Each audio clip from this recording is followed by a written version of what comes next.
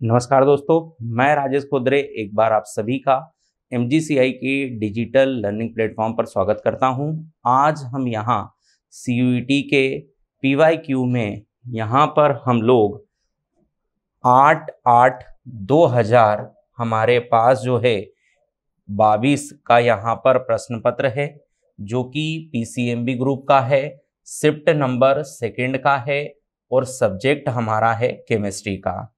तो अभी तक हमने ऑलमोस्ट सभी PYQ यहाँ पर सॉल्यूशन देखा और आप इसका बड़ी मात्रा में लाभ उठा रहे हैं। उसी कड़ी को हम यहाँ पर आज आगे बढ़ाते हुए हमारे अगले पेपर का सॉल्यूशन देखने जा रहे हैं। तो देखें यहाँ पर हमारे पास जो फर्स्ट क्वेश्चन है वो क्या है।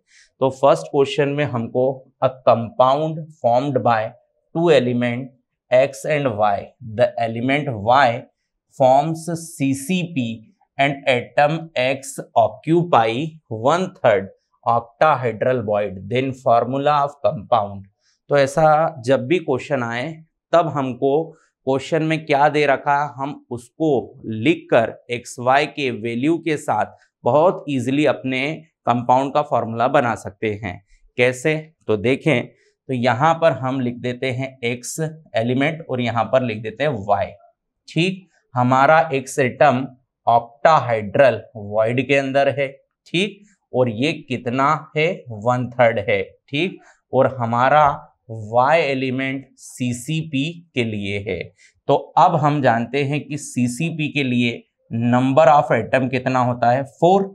और हमारे पास जो CCP का नंबर ऑफ एटम है उतना ही क्या उसका ऑक्टाहाइड्रल वॉइड भी होता है। तो ये भी हो गया हमारे पास 4। अगर टेट्राहाइड्रल वॉइड होता तो जस्ट क्या नंबर ऑफ एटम का डबल माना जाता है। ठीक, अब इसको हम सॉल्व करते हैं। तो यहाँ पर हम लोग इसको सॉल्व कर लेते हैं। तो हम लोग यहाँ पर इसको 4/3 लिख देते हैं और यहाँ पर 4/1 लिख देते हैं। ठीक, अब हम चाहें तो इसको यहाँ पर सिंपल कर सकते हैं या चाहे तो हम इसका क्रॉस मल्टीप्लिकेशन कर सकते हैं। तो यहाँ पर 4 हो जाएगा, यहाँ पर क्या हो जाएगा? 12। अब इसको आप और चाहो तो सरल कर लो, यहाँ पर 1 और यहाँ पर 3। क्लियर?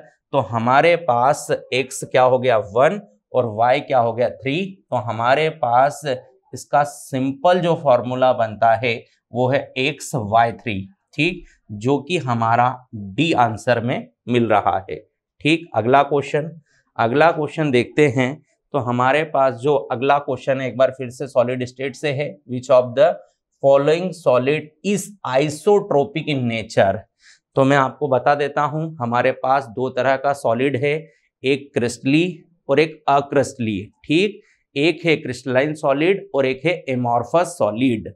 ठीक है, तो यहाँ पर जो हमारा क्रिस्टली सॉलिड है यह विषमदेशिक होता है। सर विषमदेशिक मतलब जिसकी physical quantity, physical property all direction में, जो कि क्या हम XYZ बोलते हैं, यहाँ हमारे पास क्या ऑल डायरेक्शन के लिए डिफरेंट हो तो इसे बोला जाता है विषमदेशिक।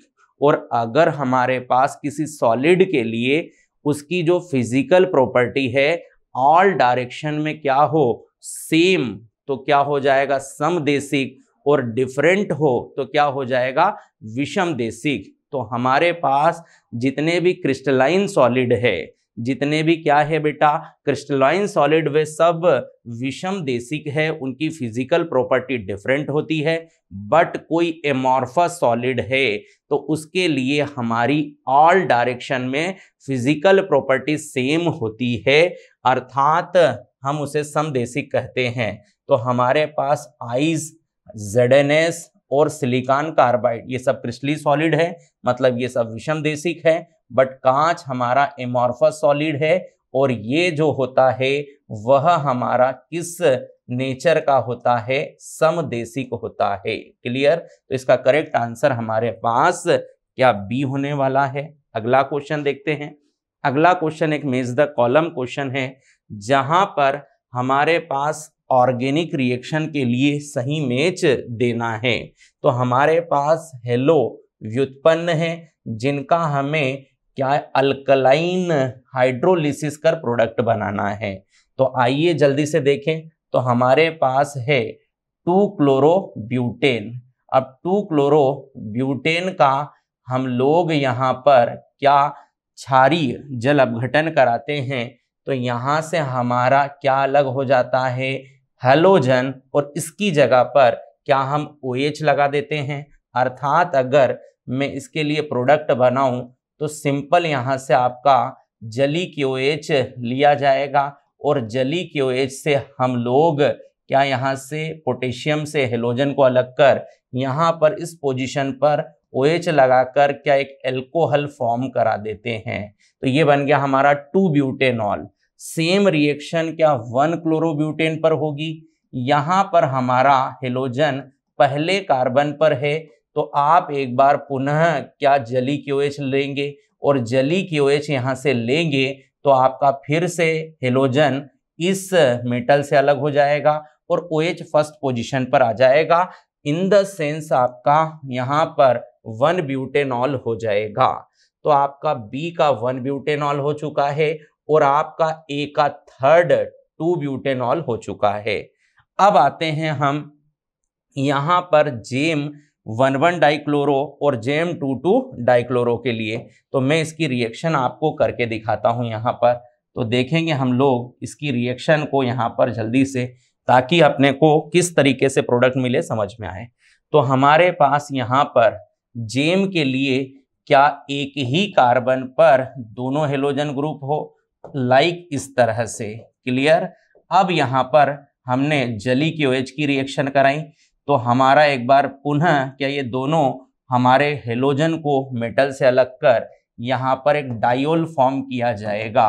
और ये जो डायोल है, एक ही कार्बन पर 2H का आना अनस्टेबल होता है। यहाँ से आपको वाटर मिलेगा और वाटर से आप निकालकर यहाँ पर जो प्रोडक्ट बनाओगे वो एक एल्डिहाइड होगा। तो हमारे पास जब रिएक्शन में जेम 1,1 डाइक्लोरोब्यूटेन आएगा तो हमारे पास इसका प्रोडक्ट क्या बन जाएगा, ब्यूटेनॉल। सेम यही अगर हम लोग क्या इसका 2,2 डाइक्लोरोब्यूटेन लें तो देखेंगे यहाँ पर 2,2 के साथ हमारे पास प्रोडक्ट क्या फॉर्म होगा। यहाँ पर एक बार फिर से हमने जली KOH लिया, ये दोनों हेलोजन हटाया और यहाँ पर एक बार फिर से 2,2 डायोल बनाया। यहाँ पर एक कार्बन पर 2H का होना अस्थायी रूप होता है, यहाँ से वाटर अलग होगा और आपको मिलेगा ब्यूटेनोन। क्या मिल जाएगा, ब्यूटेनोन। तो अब आपका मैच एकदम मिल चुका है। चेक कर लेते हैं। यहाँ पर A का क्या होने वाला, 3rd। तो A का 3rd 3 ऑप्शन में दिख रहा है। B के लिए क्या होने वाला है, 1st। तो B का 1st मेरे ख्याल से केवल A ही ऑप्शन में है, तो आगे इसको चेक कर लीजिएगा। बिल्कुल आपका सही मैच आपको मिलेगा। तो सिंपल सा, हम जब भी जली KOH लेते हैं तो हेलोजन को पोटेशियम से अलग कर OH लगाना है। अगर हमारे पास ये डाई फॉर्म में है तो आपको आगे वाटर मॉलिक्यूल भी निकालना है। ठीक, आगे बढ़ते हैं। अगला क्वेश्चन देखें तो हमारे पास जो अगला क्वेश्चन है, निम्नलिखित यौगिक में से कौन सा इलेक्ट्रॉन रागी प्रतिस्थापन द्वारा एकल प्रतिस्थापी एनिलीन देगा। तो भाई एनिलीन हमारे पास बेंजीन रिंग पर क्या इस तरीके से NH2 लगा दे तो एनिलीन हो जाएगा। ये जो हमारा NH2 ग्रुप है ये एक प्रबल सक्रियणकारी समूह होता है। स्ट्रॉन्ग एक्टिवेटिंग क्या हमारा ग्रुप है। इसकी प्रेजेंस में कोई भी इलेक्ट्रोफाइल अर्थो पेरा अर्थो आल पोजीशन पर क्या सब्स्टिट्यूशन देता है। बट अगर मैं इसकी रिएक्शन यहां पर एसिटिल क्लोराइड और एसिटिक एनहाइड्राइड से करा दूं तो यहां पर मेरे पास एसिटिनलाइड बन जाएगा। क्या बन जाएगा, एसिटिनलाइड। यहां से एक H और यहां से CH3COO क्या एसिटिक एसिड हमको अलग कर यहाँ पर NHCO CH3 बन जाएगा। इसको हम बोलते हैं एसिटिनलाइड। और यहाँ पर ये जो एसिटिनलाइड है, एसिटिनलाइड, ये हमारा क्या इतना अधिक स्ट्रॉन्ग एक्टिवेटिंग ग्रुप नहीं है, ये केवल हमें सिंगल पोजीशन पर या कहें कि मोनो सब्स्टिट्यूटिंग क्या प्रोडक्ट देगा। तो हमारा इस क्वेश्चन के लिए करेक्ट आंसर जो है वो है एसिटिक एनहाइड्राइड। अगला क्वेश्चन देखें। नेक्स्ट क्वेश्चन हमारे पास जो है वह है what happens when 10 ml of ethanol mixed with 10 ml of acetone. ठीक, तो इन दोनों का 10 ml मिलाकर हमको जो सॉल्यूशन मिलेगा वो किस तरह का सॉल्यूशन होगा। ठीक, तो सबसे पहले तो हमें जानना होगा कि जब हम 10 ml क्या ले रहे हैं यहाँ पर एथेनॉल, ठीक है, और 10 ml क्या ले रहे हैं एसीटोन, तो यहाँ पर हमारा ये दोनों का जो मिक्सचर है एथेनॉल प्लस एसीटोन का, ये हमारा पॉजिटिव विचलन अर्थात राउल्ट लॉ का एक अनादर्श विलयन होता है, जिसमें हम लोग क्या पॉजिटिव डेविएशन देखते हैं। ठीक है, पॉजिटिव डेविएशन मतलब सर हमारे पास जो भी परिकल्पित वेपर प्रेशर है उससे अधिक वेपर प्रेशर क्या इन दोनों को मिक्स कराता है, और ऐसा जो भी विलयन करता है क्या वो हमारे लिए अनादर्श का धनात्मक विचलन होता है। और यहाँ पर हमारा वेपर प्रेशर निकाले गए वेपर प्रेशर से ज्यादा होता है, इसका मतलब यहाँ पर बॉइलिंग पॉइंट क्या हो जाते हैं पहले से कम। जो हमारे पास थ्योरेटिकल वैल्यू है उनसे ज्यादा क्या ऑब्जर्व वैल्यू वेपर प्रेशर के लिए आती है, बट बॉइलिंग पॉइंट कम आता है। मतलब इन दोनों को मिक्स करने पर बॉइलिंग पॉइंट में क्या आई है, कमी। क्लियर। और हम स्थिर क्वांति या एजियोट्रॉपिक मिक्सचर किसको कहते हैं भाई, जहां पर हम कुछ निश्चित अनुपात में दो विलयनों को मिलाकर उनका मिश्रण बनाते हैं, और ऐसा कर जब दोनों ही किसी एक निश्चित ताप से बॉईल होने लगे, वो हो सकता है उन दोनों के बॉइलिंग पॉइंट से कम हो या अधिक हो, ऐसे मिश्रण को स्थिर क्वांति मिश्रण कहते हैं। ये हमारे पास दो तरह का होता है, एक होता है निम्न क्वांति, एक होता है उच्च क्वांति। निम्न क्वांति मतलब अपने टेम्परेचर से कम टेम्परेचर पर मिक्स करने पर बॉईल होने लगे, और उच्च क्वांति मतलब अपने बॉइलिंग पॉइंट टेम्परेचर से अधिक टेम्परेचर से बॉईल हो मिक्स करने पर। मिक्सिंग कह रहा हूं, मिक्सिंग के बाद की ये घटना है। ठीक है, तो हमें जितने भी पॉजिटिव डेविएशन हमारे विलयनों के मिक्सचर है वो सब निम्न क्वांति मिश्रण के रूप में मिलते हैं, क्योंकि वहां बॉइलिंग पॉइंट पहले से कम हो जाता है। तो हमारे पास इसका आंसर बहुत सिंपल सा बन चुका है। ये हमारा एक कैसा क्वांति मिश्रण है, निम्न क्वांति मिश्रण है। अपने से कम ताप वाले ताप से क्या ये बॉईल होने लगेगा। तो यहां पर हमारा सही आंसर जो है बी है। ठीक, अगला क्वेश्चन देखते हैं। नेक्स्ट क्वेश्चन एक बार फिर से हमारा मेज द कॉलम है। इसमें हमें क्या ऑब्जर्व्ड लाइट से इमिटेड लाइट वाला क्या यहाँ पर कलर दिखाना है। तो इसको हम लोगों ने कक्षा के अंदर भी एक बहुत सिंपल से ट्रिक से सीखा है। हम एक व्हील बनाते हैं और व्हील में ऑब्जर्व्ड कलर का क्या कॉम्प्लीमेंट्री इमिटेड कलर हमको मिलेगा। ठीक है, तो हमारे पास यहाँ पर क्या हमने पी बी जी जिसको पबजी बोला था, और यहाँ पर पी के साथ वी भी लिख सकते हैं, है ना, पर्पल और वायलेट। यहाँ पर लिखा था हमने रॉय। ठीक, अब हमको ये बताया गया था कि जो भी हम कलर एब्जॉर्ब करेंगे उसका कॉम्प्लीमेंट्री कलर क्या इमिट होगा। अगर ये ऑब्जर्व्ड है तो ये इमिटेड है, अगर ये ऑब्जर्व होता तो ये इमिटेड होता। तो यहाँ पर ये ऑब्जर्व्ड हो गया, तो ये हमारा क्या हो जाएगा, इमिटेड। ये हमारा ऑब्जर्व्ड है तो ये हमारा क्या हो जाएगा, इमिटेड। ठीक, तो इस तरीके से इस व्हील की मदद से हमें इस क्वेश्चन को कंप्लीट करना है। तो येलो कलर हमारा क्या है, एब्जॉर्ब्ड है। तो हमारे पास अब हमको क्या यहाँ पर इमिशन किस कलर के लिए मिलेगा, तो आप चेक कर सकते हो। येलो के लिए क्या हमारा वायलेट होने वाला है, तो येलो के लिए वायलेट आपको दो ही ऑप्शन में मिलेगा। आप आगे बढ़ सकते हो।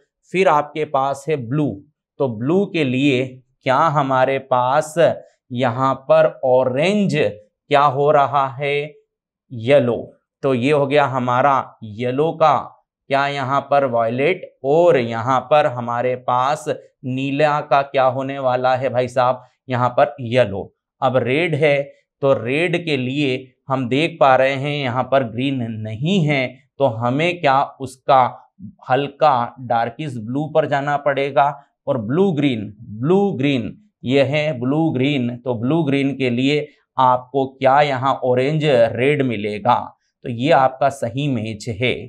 तो आप इसको चेक कर सकते हैं, आपको ए ऑप्शन में पूरा कंप्लीट इसी तरीके से मिलेगा जो कि मैच द कॉलम दिया है। बट यहाँ ध्यान रखना है, कई बार कंप्लीट इस व्हील के अकॉर्डिंग कलर नहीं आता, तो फिर आपको इसमें से जो करेक्ट मिलाव है उसको मिलाकर क्या आपको बचे ऑप्शन को चेक करना है। ठीक, तो अगला क्वेश्चन देखें। हमारे पास जो अगला क्वेश्चन है वो सॉल्यूशन चैप्टर से है। हमारे पास जो है गैसों की द्रवों में विलयता को समझाने के लिए हेनरी का नियम दिया गया। इस नियम से बताया गया कि किसी भी गैस के ऊपर जितना ज्यादा दाब आरोपित होगा, गैस के जो द्रव के अंदर का मोल प्रभाज है क्या वो हमारे पास उतना ज्यादा होगा, अर्थात गैस की सॉल्युबिलिटी ज्यादा होगी। यहाँ पर हम ये समानुपाती हटाकर एक कांस्टेंट लगाते हैं KH, जो कि हमारा क्या हेनरी स्थिरांक होता है। और हेनरी स्थिरांक जो है वो गैसों की जो प्रकृति है, विलायक की प्रकृति और टेम्परेचर, इन तीन चीजों से अफेक्ट होता है। हमारे पास टेम्परेचर जितना हम वहां पर गैसों के लिए बढ़ाएंगे उतना ज्यादा हमारा KH वैल्यू बढ़ेगा, और KH वैल्यू जितना बढ़ेगा हमारी गैसों की द्रवों में विलयता उतनी कम आएगी। तो अब हम इस क्वेश्चन में जो बात कर रहे हैं कि दिए गए दाब पर हेनरी नियम स्थिरांक का मान है ना, तो O2 N2 के लिए क्या चेंज देगा, तो ताप में वृद्धि के साथ बढ़ेगा, बिल्कुल बढ़ेगा, बिल्कुल करेक्ट स्टेटमेंट है। ताप वृद्धि के साथ कम होता है, तो हेनरी नियम स्थिरांक का जो मान है वो ताप के साथ समानुपाती है, तो बढ़ेगा, यहाँ पर घटने वाला नहीं है। ताप पर निर्भर नहीं करता, यह भी गलत स्टेटमेंट है। ताप में कमी के साथ बढ़ता है, बिल्कुल गलत है।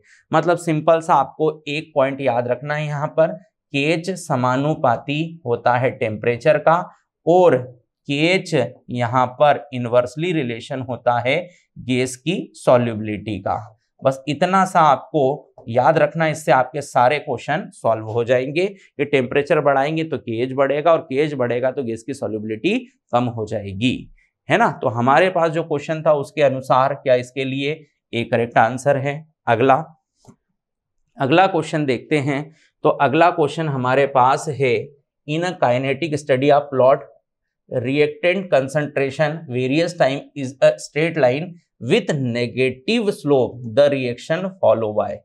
तो यहाँ पर हम इस क्वेश्चन को क्या एक रिजेक्टेड क्वेश्चन के रूप में एग्जाम में देखे हैं, क्योंकि इस क्वेश्चन के लिए यहाँ पर जो ऑप्शन दे रखे हैं उसमें more than one correct answer है, मतलब इसके दो सही आंसर है।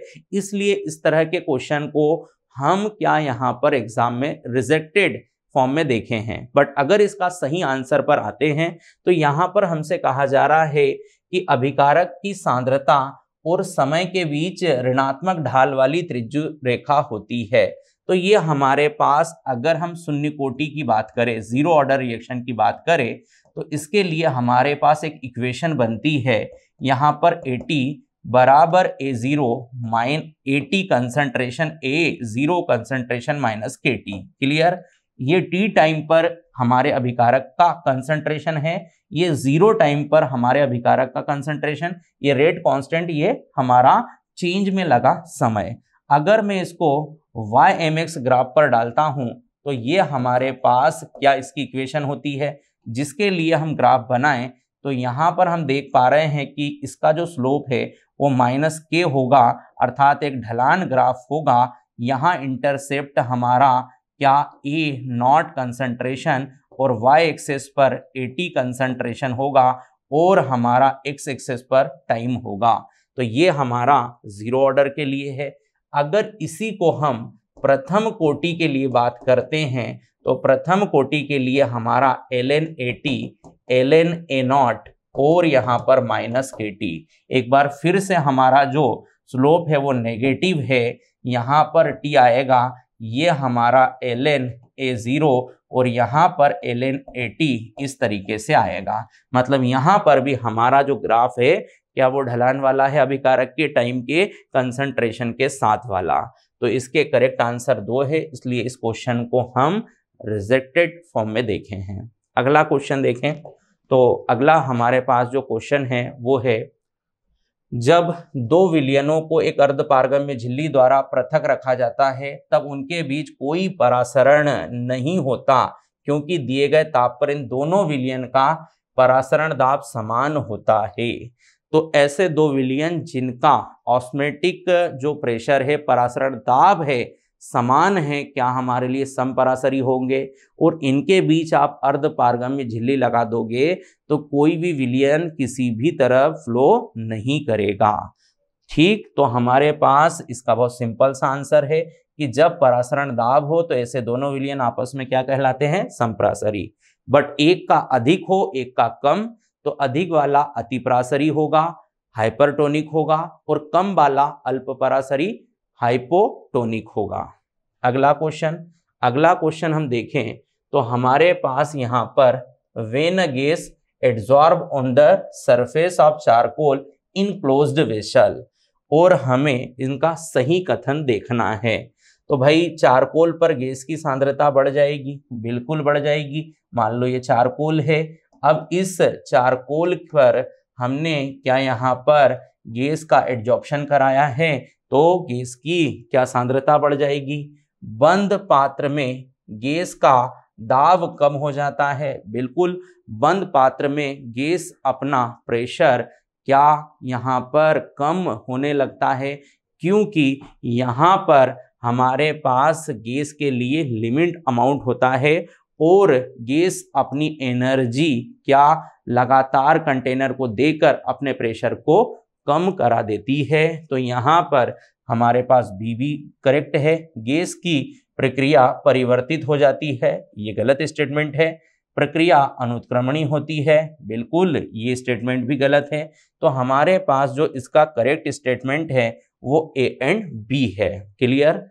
अगला क्वेश्चन देखते हैं। अगला क्वेश्चन यहाँ हमारे पास जो है वो एक बार फिर से मेज द कॉलम है, आइए मेज कर लेते हैं। रबर, तो रबर हमारा एक प्राकृतिक, क्या यहाँ पर हम बात करें तो प्राकृतिक बहुलक है। ठीक, यहाँ पर हम लोग बात करते हैं अल्प घनत्व लो डेंसिटी पॉलीथीन, क्या एक शाखित बहुलक होता है। ठीक, ये हमारा पॉलीथीन का क्या एक शाखित पॉलीमर है। ब्यूना एस जो है हमारा संश्लेषित बहुलक है। सेल्यूलोज नाइट्रेट ये हमारा अर्ध संश्लेषित बहुलक है। सेल्यूलोज जेंथेट हो, सेल्यूलोज एसीटेट हो, सेल्यूलोज नाइट्रेट हो, ये सब हमारे अर्ध संश्लेषित बहुलक होते हैं। ठीक, तो इसका यह हमारा सही मेच है। तो चेक कर लेते हैं। ए का थर्ड मुझे केवल बी ऑप्शन में दिख रहा है, बी का फोर्थ, आगे मैच करने की कोई आवश्यकता नहीं, सीधा आंसर हमको चमकने लगा है। अगला क्वेश्चन देखें तो हमारे पास जो अगला क्वेश्चन है जंग होता है। इलेक्ट्रोकेमिस्ट्री का लास्ट टॉपिक, सबसे सिंपल क्वेश्चन हमसे पूछा गया है, तो इसका सही आंसर हम देख लेते हैं। तो हमारा जंग का फॉर्मूला होता है Fe2O3.X हमारा जल योजित फेरिक ऑक्साइड जो है क्या जंग फॉर्मूला होता है। ठीक, तो हाइड्रेटेड फेरिक ऑक्साइड क्या हमारे लिए जंग है। तो इसका करेक्ट आंसर आ जाएगा हमारे पास बी। ठीक, अगला क्वेश्चन देखें तो नेक्स्ट क्वेश्चन हमारे पास जो है, आइए देखते हैं। एक बार फिर से मेज द कॉलम है।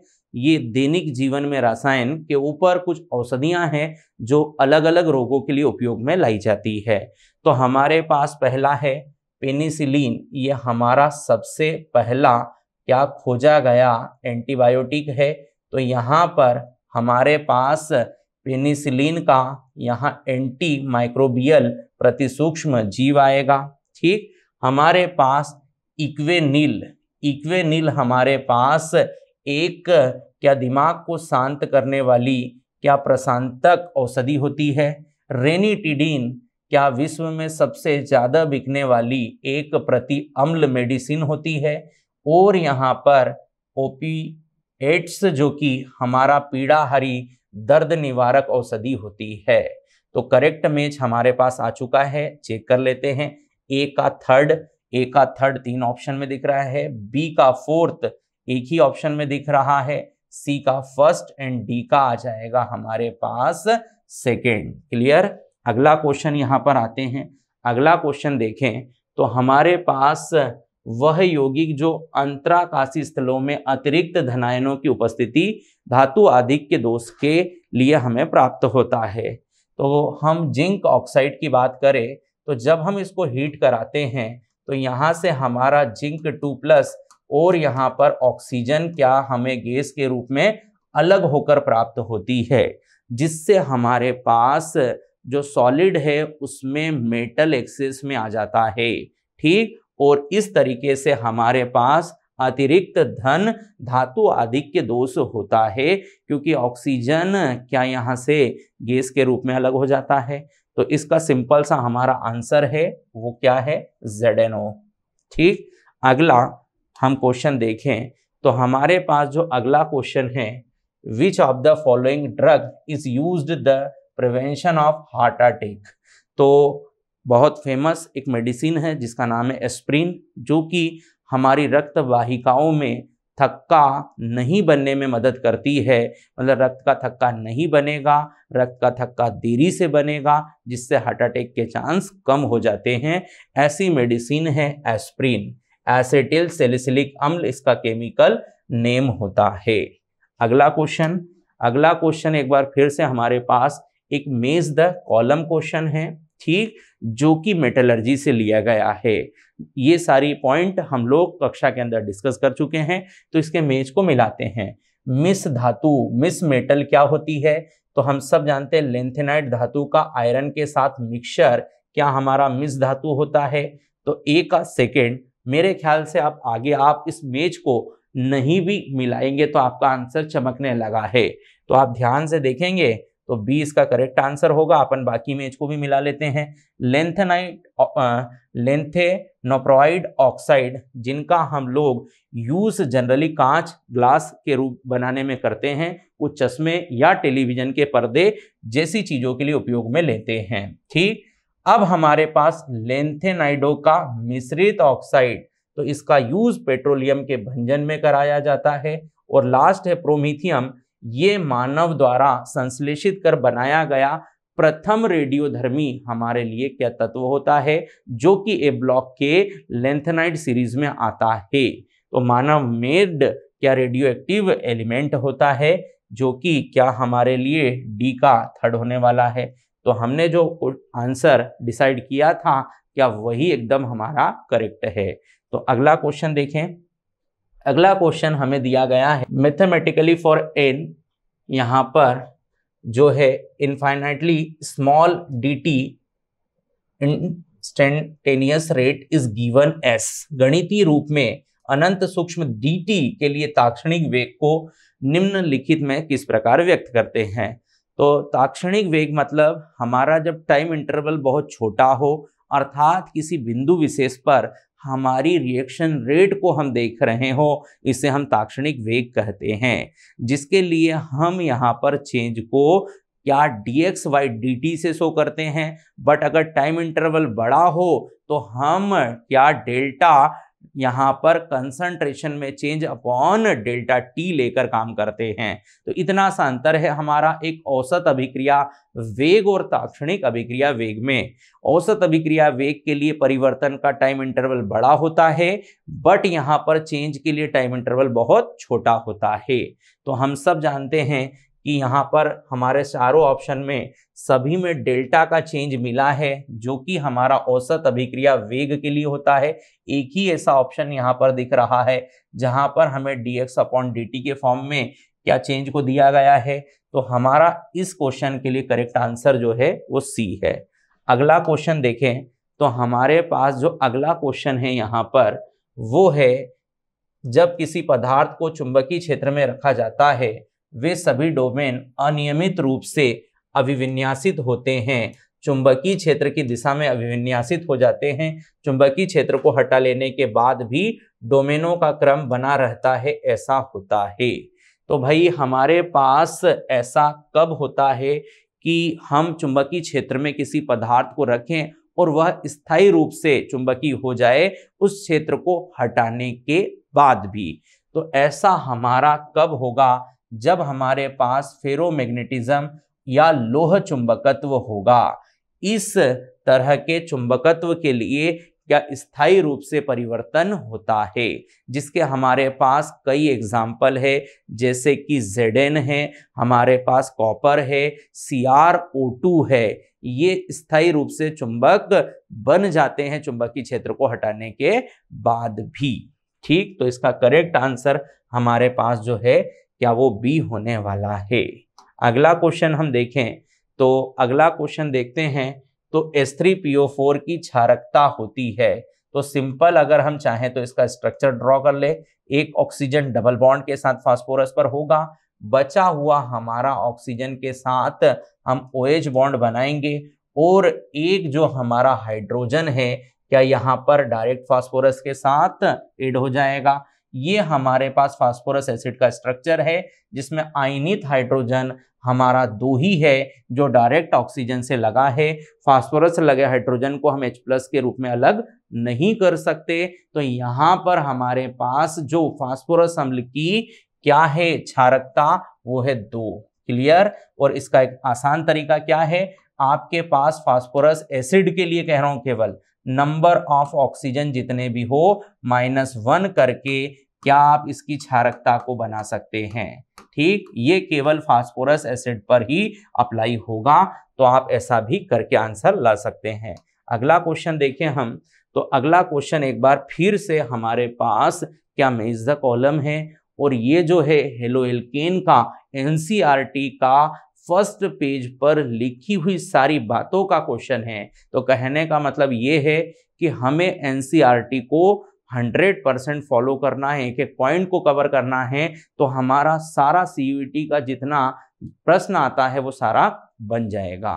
ठीक, तो यहाँ पर क्लोरएम्फेनिकॉल जो क्लोरीन युक्त हमारी क्या है सूक्ष्म जीवों द्वारा उत्पादित होती है, जिसका यूज हम टाइफाइड के उपचार में करते हैं। ठीक, थायरॉक्सिन हमारे शरीर में उत्पन्न आयोडीन है जिसको हम क्या यहाँ पर जो गलकंड या कहें कि गाइटर रोग में यूज करते हैं। संश्लेषित हेलोजन युक्त यौगिक जिसका उपयोग मलेरिया, तो क्लोरोक्विन के लिए क्या हम यूज मलेरिया डिसीज के उपचार में कराते हैं।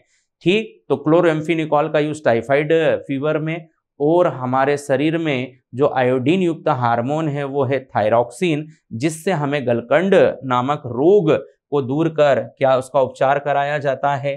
फ्रेयॉन के लिए हमारे पास क्या होता है शॉर्ट्ज रिएक्शन में हम एल्किल फ्लोराइड तैयार करते हैं जो कि हमारे क्या फ्लोरो व्युत्पन्न है एल्केन के। ठीक, तो यहाँ इसका सही मैच हमारे पास इस क्वेश्चन का ये है, चेक कर लेते हैं। ए का हमारे पास थर्ड जो कि हमारे पास 2 ही ऑप्शन में है, बी का हमारा सेकेंड जो कि हमारे पास फर्स्ट ऑप्शन में है, बाकी आप सी का भी चेक करेंगे तो फर्स्ट सही है, डी का भी फोर्थ। अगला क्वेश्चन देखें। अगला क्वेश्चन हमारे पास जो है वो है कार्बोनिल समूह में कार्बन ऑक्सीजन द्विबंध ध्रुवित होता है, इसका कारण। तो बहुत सिंपल सा कारण है भाई, कार्बोनिल यौगिक में कार्बन डबल बॉन्ड पोलर क्यों है, तो हमारे पास ऑक्सीजन की इलेक्ट्रोनेगेटिविटी क्या अधिक होती है कार्बन की इलेक्ट्रोनेगेटिविटी से। तो इलेक्ट्रोनेगेटिविटी अर्थात विद्युत ऋणात्मकता का क्या है अंतर, जिसके कारण ये बंध क्या हो रहा है पोलर।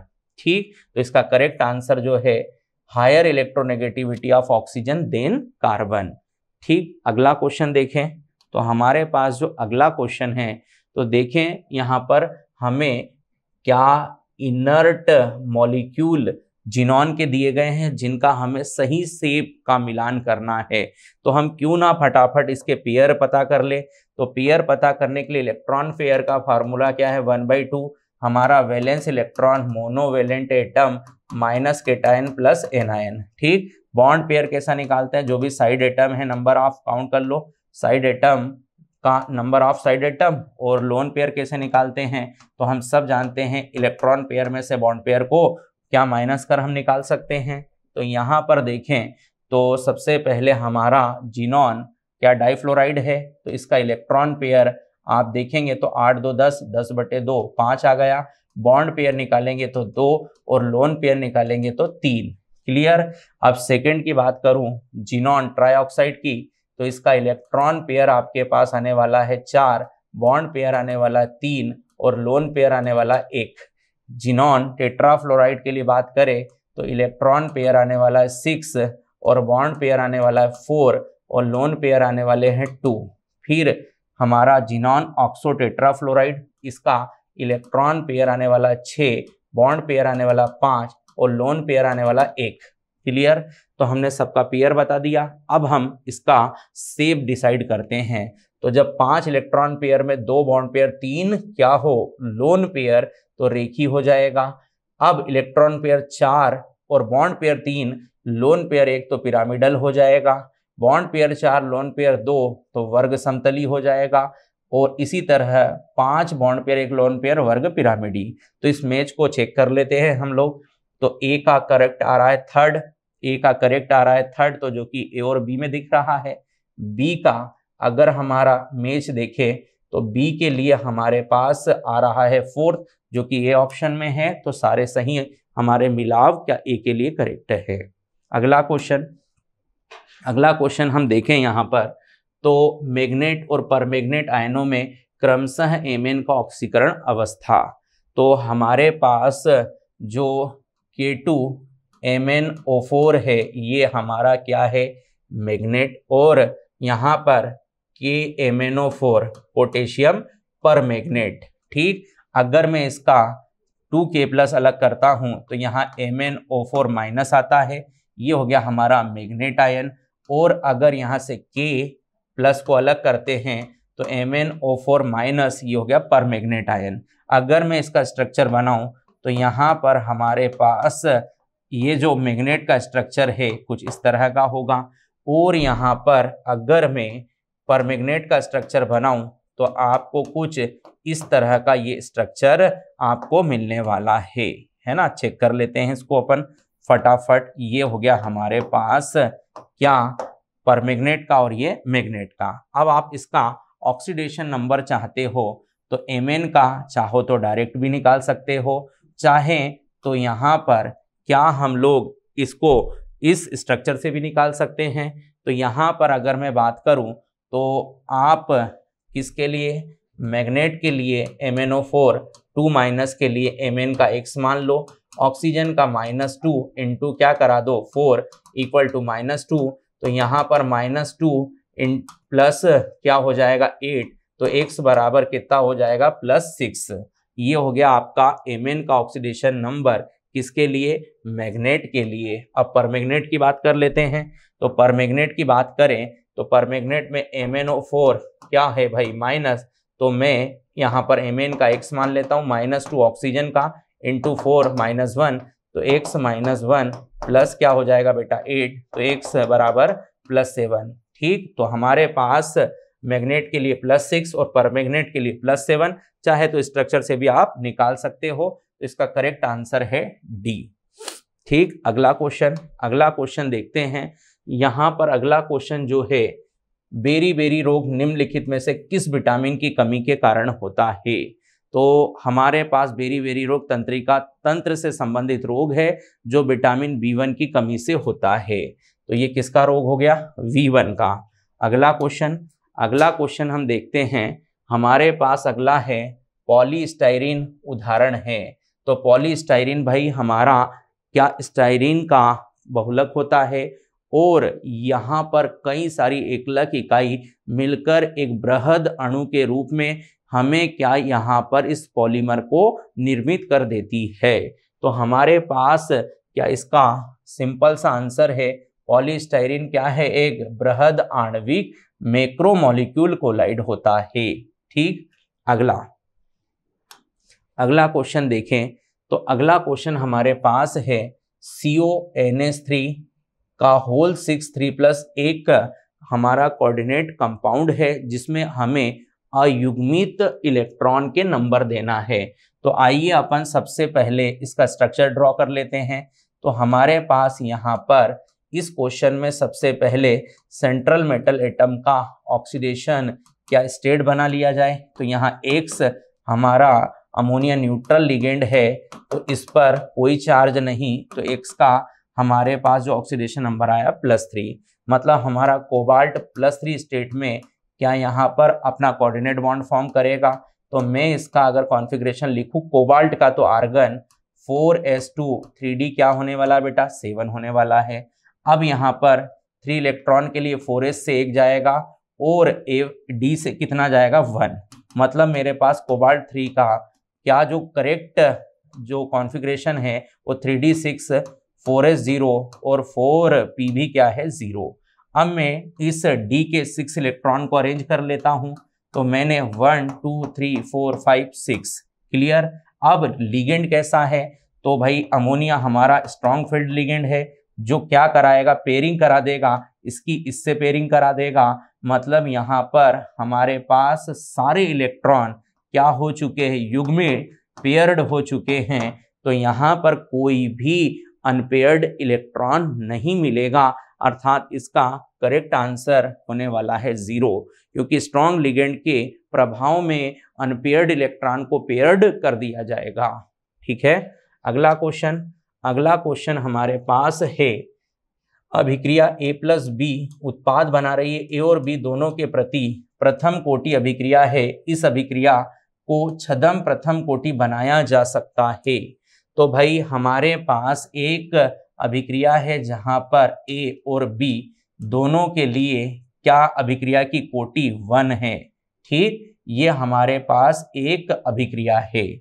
अगर हम इसमें से किसी भी अभिकारक के कंसंट्रेशन को आधिक्य में ले आए तो फिर हम उस व्यक्ति के लिए सांद्रता को क्या स्थिर देखकर उसकी अभिक्रिया की कोटि नहीं काउंट करते हैं। क्लियर, मैं क्या कह रहा हूं समझना कि दोनों अभिकारक में से जिसको आधिक्य में लिया गया है उसके लिए फिर हम अभिक्रिया की कोटि को मेंशन नहीं करते हैं, क्योंकि उसकी सांद्रता को हम स्थिर देखने लगते हैं। ठीक, तो यहाँ पर अब हमारे पास क्या केवल B की जो सांद्रता की घात है वही अभिक्रिया की कोटि है, अर्थात इस अभिक्रिया के लिए अभिक्रिया की कोटि कितनी है 1, पर इसकी अणुसंख्यकता 1 से क्या है अधिक, मतलब अणुसंख्यकता 1 से अधिक हो किंतु अभिक्रिया की कोटि क्या हो 1, ऐसी अभिक्रिया को हम लोग क्या छद्म प्रथम कोटि अभिक्रिया कहते हैं। तो हम यहाँ पर अभिकारक A का आधिक्य में उपस्थिति लेकर क्या इस चेंज को करा सकते हैं। ठीक, अगला क्वेश्चन देखें तो हमारे पास जो अगला क्वेश्चन है वो है निम्नलिखित यौगिकों में से कौन सा जलीय विलयन में सबसे अधिक क्षारीय है। ठीक है, तो हमारे पास एमीन की क्षारीयता क्रम का सिंपल सा हमने क्या एक रिलेशन लिखा है, एमीन की क्षारीयता समानुपाती लोन पेयर की उपलब्धता, जो जितने आसानी से लोन पेयर उपलब्ध कराएगा वो उतना अच्छा क्षार होगा। ठीक, अगर ये हमारे पास 1 डिग्री 2 डिग्री 3 डिग्री या अमोनिया के जलीय विलयन के रूप में हमसे क्षारीयता क्रम की बात कही जा रही है तो हमें वहां पर सिंपल सा उसका अल्काइल ग्रुप चेक करना है। अगर हमारा अल्काइल मिथाइल ग्रुप है तो ऑर्डर 2 डिग्री सबसे ज्यादा, फिर 1 डिग्री, फिर 3 डिग्री, देन अमोनिया। अगर R हमारा मिथाइल ग्रुप है तो R अगर हमारा इथाइल ग्रुप है तो ये ऑर्डर बनेगा 2 degree 3 degree 1 degree then ammonia. तो अब हमारे पास उसके आधार पर यहाँ पर क्या हम देख पा रहे हैं कि मिथाइल ग्रुप को अल्काइल ग्रुप के रूप में जलीय विलयन हमारे अमाइंस के लिए दिया गया है। तो इसका करेक्ट आंसर हमारा होने वाला है क्या सेकेंडरी अमाइन सबसे ज्यादा क्षारीय होगा। ठीक, अगला क्वेश्चन हमारे पास जो है वो है the point defect which decrease density of substance is, कौन सा त्रुटि है जो हमारे मॉलिक्यूल के घनत्व को कम कर देता है। तो हम सब ने पढ़ रखा है शॉटकी दोष हमारा एक ऐसा दोष है जहां पर एक सॉलिड क्रिस्टल से एक धन ऋण अपनी स्थिति को छोड़ देते हैं, अर्थात ये अपने अंतराकाशी स्थान से अलग हो जाते हैं, जिसके कारण हमारे कणों की संख्या में कमी आती है, अर्थात डेंसिटी कम हो जाती है। तो हमारे पास घनत्व को कम करने वाला दोष कौन सा है, तो शॉटकी डिफेक्ट है।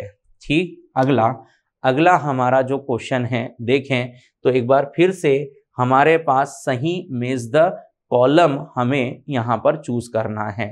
तो आइए क्वेश्चन को देखें। तो हमारे पास क्या यहाँ पर निकल और कोबाल्ट के कॉम्प्लेक्स कंपाउंड है जिसका हमें सही ज्योमेट्री डिफाइन करना है। ठीक, तो निकल के साथ Cl4 अर्थात वीक लिगेंड है। यहाँ पर अगर मैं निकल का जो ऑक्सीडेशन स्टेट निकालूं तो निकल 2+ होता है, और निकल 2+ का अगर मैं करेक्ट कॉन्फ़िगरेशन बनाऊं तो आर्गन यहाँ पर हो जाएगा आपके पास 3D कितना भाई साहब 8, और 3D 8 के 8 इलेक्ट्रॉन को जब आप इस तरीके से अरेंज करेंगे तो इस तरीके का आपका अरेंजमेंट रहेगा। वीक आपका फील्ड लिगेंड है तो पेयरिंग नहीं होगी, आपको अगले 4 ऑर्बिटल को हाइब्रिडाइज कर लेना है। मतलब यहाँ पर आपका sp3 हाइब्रिडाइजेशन होगा, और आपका यहाँ पर क्या वीक फील्ड लिगेंड है तो sp3 के लिए जो ज्योमेट्री होगी क्या वो चतुष्फलकी होगी, और अनपेयर्ड इलेक्ट्रॉन भी है तो इसका करेक्ट आंसर अनुचुंबकीय हो जाएगा। ठीक, अब यही निकल के साथ क्या एक बार फिर से हमारा निकल 2+ आया है, और यहाँ पर आर्गन है, और यहाँ पर कितना है 3D8। क्लियर। अब हमको चेक करना है यहाँ पर 3D8 के लिए क्या क्या चेंज आएगा। तो यहाँ पर अगर हम बात करें 3D8 की तो आप चेक करेंगे यहाँ 1 2 3 4 5 6 7 8, तो यहाँ पर पेयरिंग हो जाएगी। तो हमारे पास इसके लिए जो है क्या यहाँ पर एक ऑर्बिटल खाली हो जाएगा, तो हमारा हाइब्रिडाइजेशन जो है वो क्या हो जाएगा DsP2 हो जाएगा। क्या हो जाएगा DsP2। अब DsP2 हो जाएगा तो इसका मतलब है हमारे पास इसकी जो ज्योमेट्री बनेगी वो वर्ग समतली बनेगी। अब COCl6 सिंपल है, यहाँ पर हमारे पास कोबाल्ट क्या 3+ है, और यहाँ पर हमारा इसका करेक्ट कॉन्फ़िगरेशन आर्गन हो जाएगा, और यहाँ पर हो जाएगा क्या 3D6, और हमारा वीक फील्ड लिगेंड है। तो अगले हम क्या 6 ऑर्बिटल लेकर इसका हाइब्रिडाइजेशन निकालेंगे तो sp3d2 आएगा, जिसका शेप हो जाएगा ऑक्टाहेड्रल। ठीक, तो हमारे पास लास्ट जो मेज बच रहा है वो निकल CO4 के लिए क्या चतुष्फलकी ज्यामिति परंतु प्रतिचुंबकी, क्योंकि हमारा CO एक कैसा न्यूट्रल लिगेंड है, तो यहाँ पर हमारा निकल क्या 28 इलेक्ट्रॉन के साथ रहेगा, और इसके 4s इलेक्ट्रॉन को हम पेयर्ड कर क्या यहाँ पर sp3 संकरण पर सारे इलेक्ट्रॉन पेयर्ड है, इसलिए यहाँ पर नेचर क्या हो जाएगा प्रतिचुंबकी। तो इस मैच को चेक कर लेते हैं। ए का सही मिला वी के अंदर है जो कि एक ही ऑप्शन में सही दिख रहा है, सी हमारा बी का 3rd हो रहा है, और सी का 4th और डी का 1st। ठीक, अगला क्वेश्चन देखें तो हमारे पास जो अगला क्वेश्चन है यहाँ पर नीचे SN1 अभिक्रिया के बारे में कुछ कथन दिए गए हैं, सही कथन बताना है। तो SN अभिक्रिया सामान्यतः ध्रुवीय क्या पोलर प्रोटिक सॉल्वेंट विलायक के साथ होती है, बिल्कुल यहाँ पर पोलर प्रोटिक सॉल्वेंट होता है जो अभिक्रिया में बने धनायन ऋणायन को उदासीन करने में मदद करता है। ठीक, यहाँ पर SN1 अभिक्रिया 2 चरण में होती है, बिल्कुल इसका 2 स्टेप होता है, फर्स्ट में कार्बोकेटायन एंड सेकेंड में हम न्यूक्लियोफाइल अटैक कर प्रोडक्ट बनाते हैं। ठीक, एलेलिक और बेंजाइलिक हैलाइड SN1 अभिक्रिया के प्रति उच्च अभिक्रियाशील होते हैं, बिल्कुल इस रिएक्शन के लिए हमारा एलाइलिक और बेंजाइलिक जो है क्या कार्बोकेटायन बहुत ज्यादा स्टेबल होता है, कारण है रिजोनेंस। ठीक, इस रिएक्शन के लिए हमारा इंटरमीडिएट क्या कार्बोधनायन होता है, और कार्बोधनायन स्टेबल जहां बनेगा वहां पर ये बहुत ज्यादा क्या हमें रिएक्टिव मिलने वाली है। लास्ट देखें तो हमारे पास एल्किल हैलाइड SN1 अभिक्रिया के प्रति अभिक्रियाशीलता का क्रम बिल्कुल गलत है ये वाला स्टेटमेंट, क्योंकि हमने अभी कहा कि इस SN1 रिएक्शन के अंदर हमारा कार्ब केटायन इंटरमीडिएट होता है, जिसकी स्टेबिलिटी जिस अल्काइल हैलाइड के लिए ज़्यादा वहाँ पर रिएक्टिविटी ज़्यादा, मतलब 3 डिग्री ज़्यादा, फिर 2 डिग्री, फिर 1 डिग्री, जो कि इस ऑर्डर के लिए गलत है। तो हमारे पास इसका करेक्ट आंसर क्या है? ABC। तो ABC आपको बी ऑप्शन में दिख रहा है। क्लियर? यहाँ पर हम ABC के साथ आगे बढ़कर अगला क्वेश्चन देखें। तो देखें अगला क्वेश्चन हमारे पास एक बार फिर से अल्फा अमीनो अम्ल। तो ये अल्फा अमीनो अम्ल हमारा प्रोटीन का एकलक यूनिट होता है, जिसके लिए अगर मैं स्ट्रक्चर ड्रॉ करूं तो RH यहाँ पर अमीनो समूह और यहाँ पर होता है हमारा कार्बोक्सिलिक समूह। ये हमारा अल्फा पोजीशन पर अमीनो, लेफ्ट हमारा एल विन्यास अमीनो एसिड होता है। ठीक, अब यहाँ पर हमारा स्टेटमेंट कौन सा करेक्ट कौन सा रॉन्ग है उसको चूज करना है। तो प्रकृति में उदासीन अम्लीय क्षारी होते हैं, बिल्कुल। यहाँ पर अगर मैं बात करूं तो एक दुर्बल अम्ल है जो अम्लीय स्वभाव देगा, एक दुर्बल क्षार समूह है जो कि क्षारी स्वभाव देगा। अगर हम इसको जल के अंदर रखेंगे तो ये हमारे पास दोनों ही प्रभाव दर्शाएगा, अर्थात ये हमारे लिए एक उदासीन क्या पदार्थ के रूप में भी काम कर सकता है। अब मैं बात करूं अगर हम इसको जली विलयन के साथ देखें तो हमारे पास ये जो अपना एसिडिक नेचर शो करते हुए अपना H+ डोनेट कर अपना ऋणायन फॉर्म करेगा, और एक बेस के पास लोन पेयर है तो जो H+ को जोड़कर NH3+ बनाएगा, अर्थात यहाँ एक द्विध्रुवी आयन प्रोड्यूस होगा जिसे हम ज्विटर आयन कहते हैं। ठीक, तो हमारे पास यहाँ पर क्या can we exist in zwitter ion, ये भी करेक्ट स्टेटमेंट है। जल और ध्रुवीय विलायकों में विलय हो जाएगा, बिल्कुल, यहाँ पर हाइड्रोजन बॉन्डिंग के कारण ये ऐसा कर सकता है। ठीक, अगला क्या है? अंतर परमाणविक निर्जलन द्वारा ये पेप्टाइड बंध बनाता है। अंतर, बिल्कुल, यहाँ पर अंतर परमाणविक निर्जलन द्वारा ये पेप्टाइड, मतलब जब दो अणु आपस में जुड़ेंगे जल के अणु को विलोपित कर अपना क्या बनाएगा? पेप्टाइड बॉन्ड, बिल्कुल करेक्ट है। सभी अमीनो अम्ल ध्रुवण घूर्णक होते हैं, ये बात रॉन्ग है, क्योंकि ग्लाइसिन एकमात्र ऐसा अमीनो एसिड है जिसके अंदर कायरल कार्बन नहीं है। यहाँ पर R के स्थान पर वहां पर H होता है, जिसके कारण हम कह सकते हैं कि वहां प्रकाशिक सक्रियता नहीं मिलेगी, अर्थात हम सभी अमीनो एसिड को प्रकाशिक सक्रिय नहीं कहेंगे। तो इसके लिए हमारे पास ये 4 स्टेटमेंट एकदम करेक्ट है, ABCD। ठीक, ई स्टेटमेंट इसका रॉन्ग है, इसलिए करेक्ट आंसर होगा ABCD। अगला क्वेश्चन देखें तो हमारे पास जो अगला क्वेश्चन है, यहाँ पर निम्नलिखित कथनों में से किसी अभिक्रिया में उत्प्रेरक के प्रभाव के बारे में कौन सा कथन सही नहीं है? कथन सही नहीं है, ये चूज करना है। तो एक उत्प्रेरक किसी स्वतः अपरिवर्तित अभिक्रिया को स्वतः प्रवर्तित अभिक्रिया में परिवर्तित कर सकता है। तो ये उत्प्रेरक का कोई वर्क, कोई काम नहीं है। उत्प्रेरक कभी भी ऐसा नहीं कर सकता कि स्वतः अभिक्रिया को अस्वतः या अस्वतः को स्वतः कर सके, मतलब ये उत्प्रेरक के लिए सही नहीं है। फिर हम बात करें, एक उत्प्रेरक अभिक्रिया के होने के लिए एक वैकल्पिक पाथ और क्रियाविधि प्रदान करता है, बिल्कुल करेक्ट। यही उत्प्रेरक का पहला काम है कि किसी भी अभिक्रिया को एक नया पाथ देकर आसानी से कम टेम्परेचर पर कराए। ठीक, अगला, रासायनिक अभिक्रिया में उत्प्रेरक का उपभोग हो जाता है, बिल्कुल गलत है। रासायनिक अभिक्रिया में कभी भी उत्प्रेरक का उपभोग नहीं होता, ये केवल अपनी उपस्थिति देकर अभिक्रिया की दर को बढ़ाने में मदद करता है, ये खुद अभिक्रिया में पार्टिसिपेट नहीं करते हैं, नेक्स्ट टाइम अभिक्रिया के लिए पुनः उपलब्ध रहते हैं। तो यहाँ पर अगला क्या है? किसी उत्क्रमणीय अभिक्रिया में उत्प्रेरक का संकलन अग्र एवं प्रतीप अभिक्रिया दोनों में समान रूप से उत्प्रेरित होता है, अतः साम्य स्थिरांक का मान प्रभावित नहीं होता। तो ये भी हमारा उत्प्रेरक का बिल्कुल करेक्ट सही स्टेटमेंट है कि उत्प्रेरक जो है साम्य अभिक्रिया के लिए अग्र पश्च दोनों को एक समान रूप से प्रभावित करते हैं और साम्य को स्थापित करने में मदद करते हैं। तो हमारे पास इसका जो सही नहीं है वो A और C है, अर्थात C ऑप्शन इसका करेक्ट है। अगला देखें तो अगला हमारे पास MgCl2 का 300 सेकेंड के लिए हमारे पास एम्पियर पर धारा दी गई है। विद्युत अपघटित किया जाए तो कैथोड पर निक्षेपित मैग्नीशियम का द्रव्यमान का सही क्रम क्या होगा, ये हमारे लिए इसका क्वेश्चन है। ठीक, तो आइए सॉल्व करते हैं। तो हमारे पास किसी भी इलेक्ट्रोड पर जमा होने वाले पदार्थ के लिए फॉर्मूला है W equal to ZIT। Z हमारे पास क्या है, तो ये होता है विद्युत रासायनिक तुल्यांक, जिसको हम कैसे निकालते हैं भाई, Z को कैसे निकालते हैं, पदार्थ का तुल्यांकी भार अपॉन फेराडे कांस्टेंट। तो यहाँ पर वैल्यू पुट कर दो, तो हमारे पास मैग्नीशियम का तुल्यांकी भार अगर हम देखें तो कितना होता है, 12 होता है।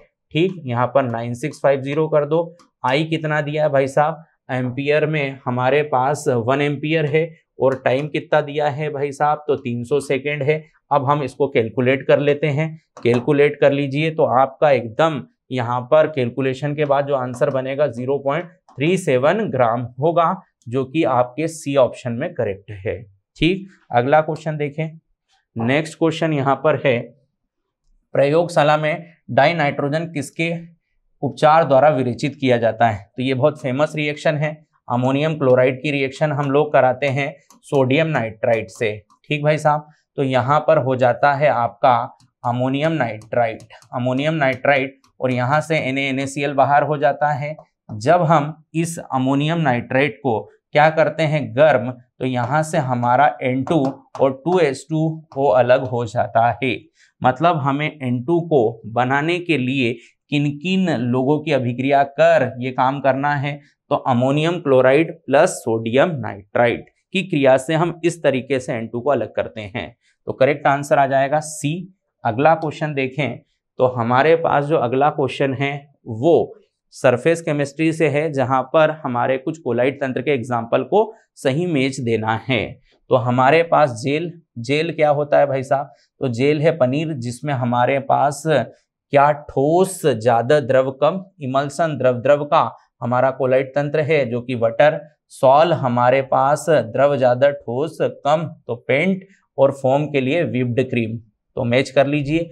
ए का सही आंसर जो है थर्ड है, ए का थर्ड हमारे पास, बी का फोर्थ, और सी का फर्स्ट, और डी का सेकेंड। तो करेक्ट आंसर हो गया सी। अगला देखें, अगला क्वेश्चन हमारे पास जो है वो, यदि NH4OH का हमें किसी सांद्रता पर मोलर कंडक्टिविटी का वैल्यू दिया गया है 11.5 ओम इनवर्स सेंटीमीटर वर्ग मोल इनवर्स है, तो इसका वियोजन मात्रा निकालना है, जबकि अनंत अनुता पर आयनों की मोलर कंडक्टिविटी दी गई हो। तो बहुत सिंपल सा हमारा क्वेश्चन है भाई साहब। यहाँ पर हम लोग अल्फा किसी सांद्रता पर मोलर कंडक्टिविटी और अनंत अनुता पर मोलर कंडक्टिविटी से डिवाइड कर निकालते हैं। तो यहाँ पर हम लोग ऊपर क्या ले लेते हैं, ये दिया गया मान 11.5 हमारे पास ये ओम इनवर्स सेंटीमीटर वर्ग मोल इनवर्स। अब अनंत अनुता पर पहले हम काउंट कर लेते हैं, कैसे, तो यहाँ पर हमारे पास अनंत अनुता पर जो मोलर कंडक्टिविटी है, दोनों आयनों की मोलर कंडक्टिविटी का योग माना जाता है। तो इसको प्लस करके आप यहाँ से निकाल सकते हैं। तो दोनों की वैल्यू पुट कर दो, 73.4 यहाँ पर, और यहाँ पर हो जाएगा 197.6।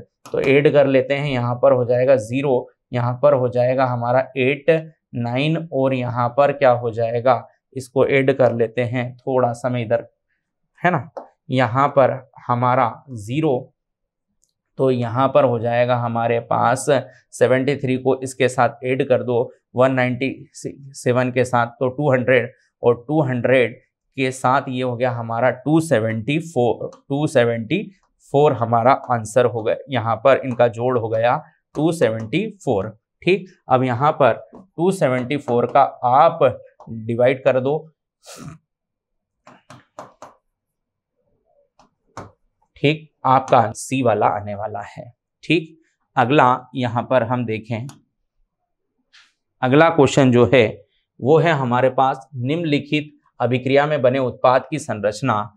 तो यहाँ पर हमारे पास एक कार्बोनिल कंपाउंड है जिसका हम HCN से रिएक्शन कर रहे हैं, और वो भी एसिडिक मीडियम लेकर। तो हमारे पास ये जो है इलेक्ट्रोमेरिक इफेक्ट से भी क्या रिएक्शन को सॉल्व किया जा सकता है। तो यहाँ पर हमारा इस तरीके से सबसे पहले बॉन्ड को हम ब्रेकिंग सोचेंगे, यहाँ पार्शियल नेगेटिव, यहाँ पर पार्शियल पॉजिटिव। हमारा न्यूक्लियोफाइल का क्या सर्वप्रथम अटैक होगा, और न्यूक्लियोफाइल कहाँ अटैक करेगा, जहाँ इलेक्ट्रॉन डेंसिटी कम होगी। फिर हम बाद में इलेक्ट्रोफाइल को इलेक्ट्रॉन डेंसिटी पार्ट पर ऐड करेंगे। तो यहाँ पर हमारा साइनोहाइड्रीन फॉर्म होने वाला है। इस रिएक्शन पर CH3CCnOH ये हमारा क्या रिएक्शन का एडिशन प्रोडक्ट होगा, जो कि क्या हमारा सी ऑप्शन में है, जो कि एक साइनोहाइड्रीन है। अगला क्वेश्चन देखें, तो अगला क्वेश्चन है हमारे पास, निम्नलिखित में से कौन सा एक कोलाइड तंत्र नहीं है। तो कोलाइड तंत्र, मिल्क हमारा इमल्शन एग्जाम्पल है, वाटर भी हमारा इमल्शन एग्जाम्पल है, बादल हमारा क्या जो है लिक्विड एरोसॉल है, बट नींबू पानी कोई भी हमारा कोलाइड तंत्र का एग्जाम्पल नहीं है। मतलब इसका करेक्ट आंसर क्या डी है। अगला क्वेश्चन देखें, तो अगला क्वेश्चन हमारे पास क्या यहाँ पर एक IUPAC नेमिंग पर आधारित क्वेश्चन है। तो हमारे पास यहाँ पर 2 टाइप के क्या फंक्शनल ग्रुप है, जिसमें अगर हम बात करें प्रायोरिटी के बेस पर तो ये PFG हो जाएगा और ये हमारे सब्स्टिट्यूएंट हो जाएंगे। तो ये हमारी PCC का ऑर्डर, और PCC का नेमिंग के लिए अंकन हम यहाँ से 1 2 3 4 एंड 5। तो सबसे पहले हम सब्स्टिट्यूएंट के नाम दे देते हैं, जो कि कहाँ 3 4 एंड 5। तो क्या हो जाएगा 3 4 5 और हो जाएगा ट्राई हाइड्रोक्सी, ठीक, क्योंकि इनका हम पूर्व लग्न लिखेंगे। और 5 कार्बन की PCC है तो पेंट लिखेंगे, और 1 क्या लिख देंगे अल। तो हमारे पास इसका करेक्ट नाम हो जाएगा 3 4 ट्राई हाइड्रोक्सी 1 पेंटेनल, 1 पेंटेनल। तो आप चेक कर सकते हैं यहाँ पर इसका करेक्ट जो नेम है वो क्या हमारा ए ऑप्शन में दिया है, यहाँ पर 3 4 5 ट्राई हाइड्रोक्सी पेंटेनल, ठीक। अगला क्वेश्चन देखें, तो हमारे पास अगला क्वेश्चन एक अनसेज पैसेज टाइप क्वेश्चन है, जिसमें हमें एक रिएक्शन दी गई है, इसके बेस्ड पर हमारे बाकी क्वेश्चन जो आएंगे उनके आंसर हमें देना है। तो आइए चेक करते हैं। हमारे पास read the passage below the answer, the substitution of hydrogen atom is hydrocarbon by alkoxy aryloxy group yield by ether are called simple symmetrical ether ROR dash are called mixed unsymmetrical ether named alkoxy alkanes following IUPAC rule the functional isomer of alcohol ether can be prepared। ठीक, तो आइए हम लोग अब इसके question की बात करते हैं। यहाँ हमारे पास इसका हिंदी ट्रांसलेट दिया है, तो आइए अपन इसके क्वेश्चंस पर चलते हैं। तो हमारे पास इसका क्वेश्चन जो है, निम्नलिखित यौगिकों में से कौन सा एक सम्मित ईथर है। तो सम्मित ईथर कब कहेंगे, जब ROR डेस में ये दोनों अल्काइल ग्रुप क्या इक्वल हो, मतलब हमारा सम्मित ईथर होगा। और अगर RR does not equal to है तो असम्मित। ये हो गया हमारा सम्मित ईथर, और ये हमारा हो जाता है क्या असम्मित ईथर, असममित ईथर। क्लियर। तो हमारे पास इसका करेक्ट आंसर देख लेते हैं। यहाँ पर दोनों अल्काइल ग्रुप नंबर से कार्बन से अलग है, यहाँ पर देखें तो दोनों तरफ सेम नंबर का अल्काइल ग्रुप है, ये हो गया हमारा सम्मित ईथर। यहाँ चेक कर सकते हो 2 और 3 असम्मित, 1 और 3 असम्मित। अगला क्वेश्चन देखें, तो अगला क्वेश्चन है, निम्नलिखित में से कौन सा CH3CH2CH2OH का एक प्रकारात्मक या कहें कि फंक्शनल आइसोमर है।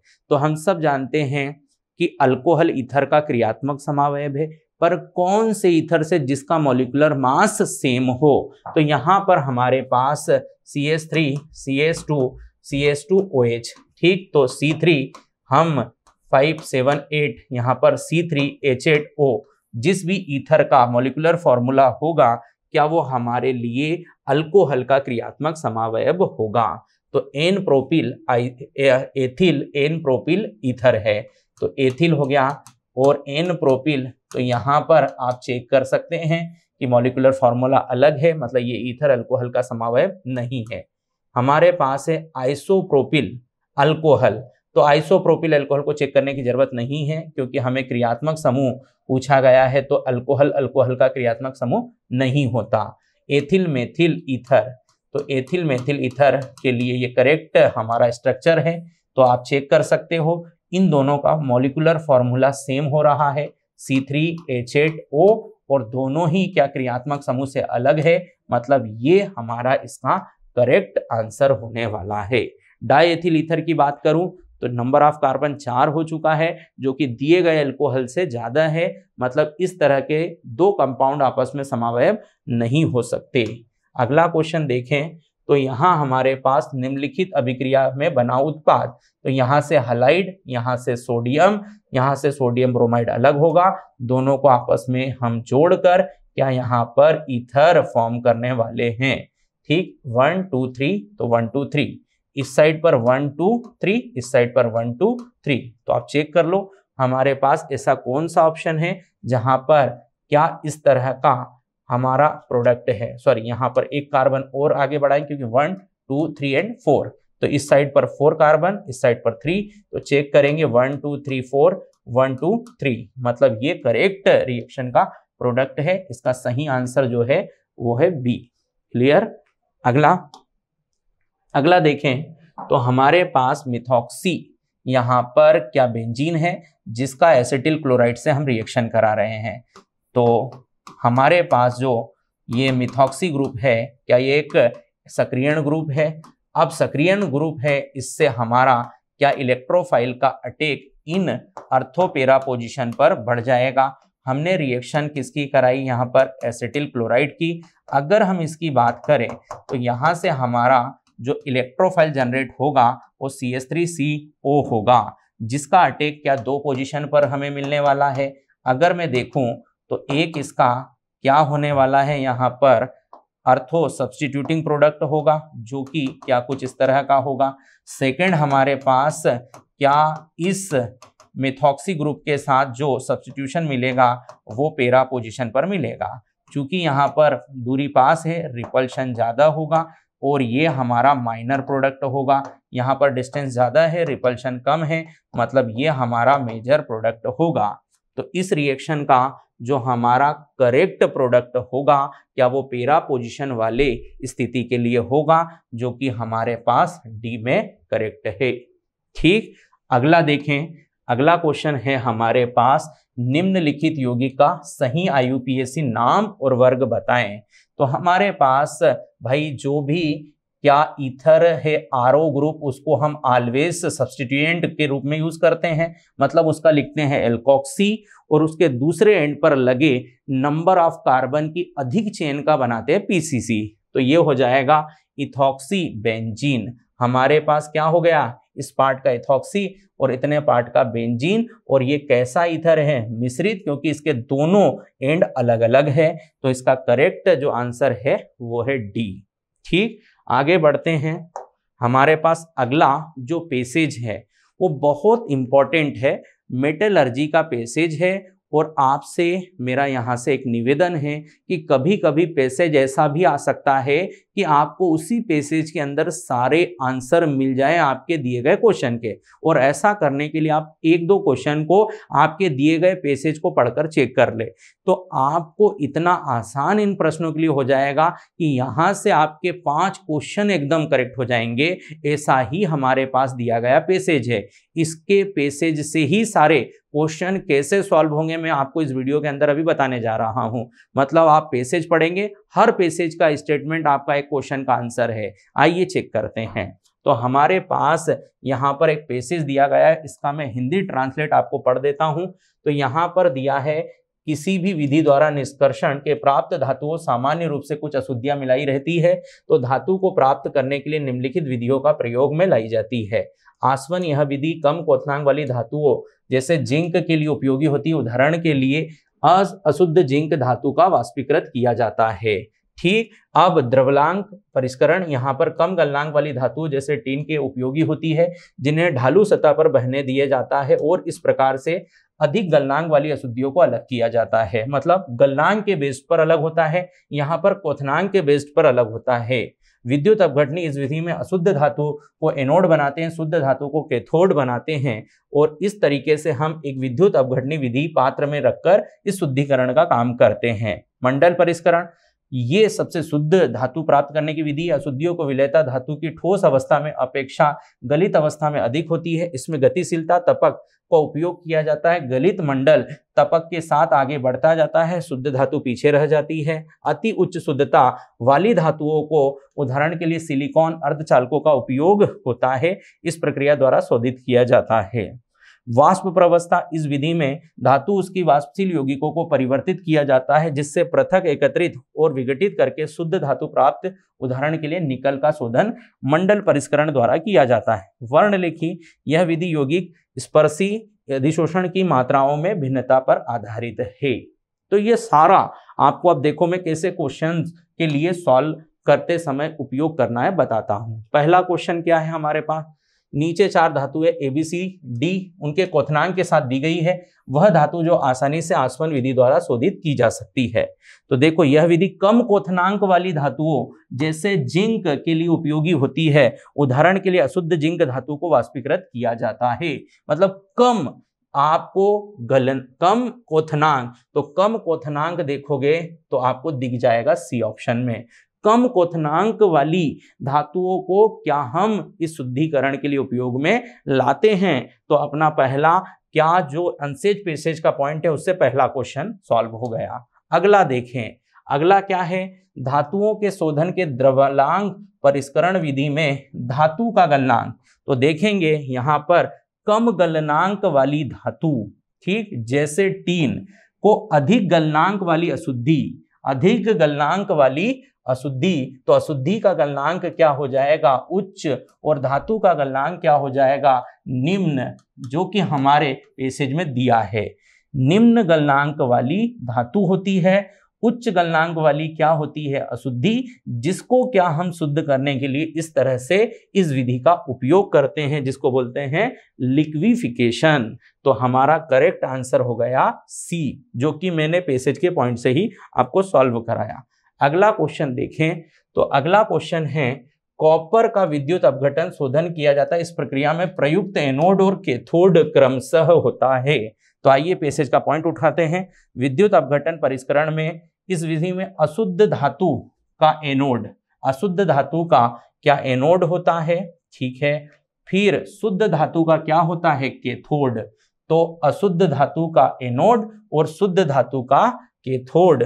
तो आइए देख लें, तो प्रयुक्त एनोड क्या हम लेने वाले हैं, अशुद्ध धातु का एनोड मतलब अशुद्ध कॉपर हो गया, और कैथोड शुद्ध धातु का, तो शुद्ध कॉपर का कैथोड हो गया, जो कि आपके पैसेज में ही दिया रखा है। अगला आ जाओ, यहां पर हमारे पास जो है सिलिकॉन और जर्मेनियम का मंडल परिष्करण द्वारा शोधन किया जाता है, इस विधि में शुद्ध होता है। तो यहां पर आप देखोगे तो आपको फिर से इसमें गतिशील तपक का उपयोग किया जाता है। गलित मंडल में तपक के साथ क्या हमारे आगे बढ़ने पर शुद्ध धातु पीछे रहती जाती है।